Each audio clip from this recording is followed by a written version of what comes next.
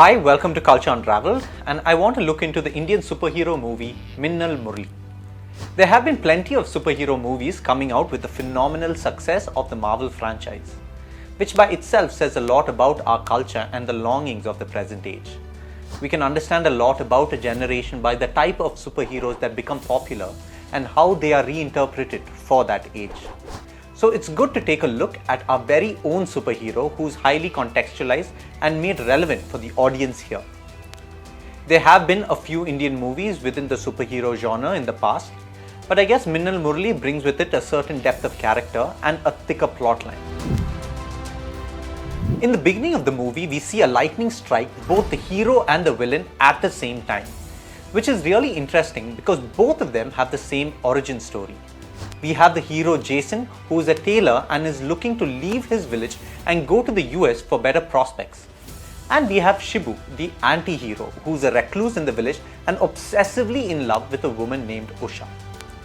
Both start to discover that they have superhero powers in the days following the lightning strike, and while both initially use it for their own selfish gain, we see later on that Jason understands the larger responsibilities of his power and uses it to defend his village. A crucial factor that emerges from the movie is that both the hero and the villain are acting out of a sense of love. Jason acts out of his love for his biological father and what he truly represents.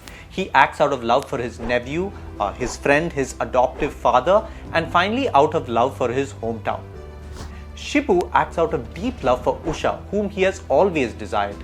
He steals from the bank to save her daughter, he murders her brother who stood in the way of his love, and finally avenges her by setting the village on fire. We sometimes think that evil men are just selfish and act out of pure evil intentions. But this is rarely true. Many times they are acting out of a distorted sense of love. A love that fails to factor in the various other dimensions of life. A love that is purely narrows in on one or a few in an unhealthy, obsessive manner.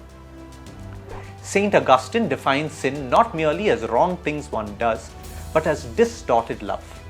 Loving something to a degree that one is not supposed to, and in the process, rearranging the priorities of love and warping it. A love that is devoid of the holistic aspect of life and is unidimensional. It stems from a desire to possess rather than to serve or to sacrifice. And when a person finally has the power to possess the object of that love, he would do so no matter how high the cost, as we see in Shibu's character. Another important theme that comes out of the movie is the role that society plays in shaping who the two characters finally become.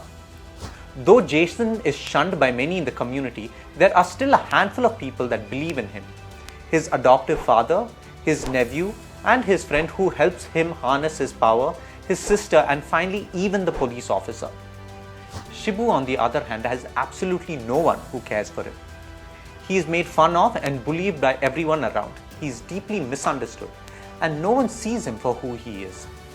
We see similar tropes in the likes of characters like Joker and Electro, and there are many other characters like that.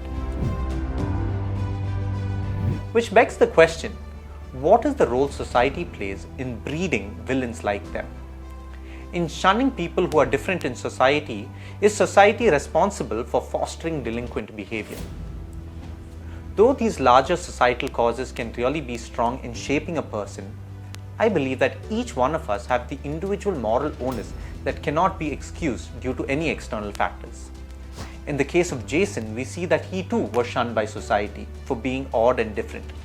But he was able to transcend that, and he was able to overcome his bitterness and save the very people during their time of crisis, which rightly makes him the hero of the narrative.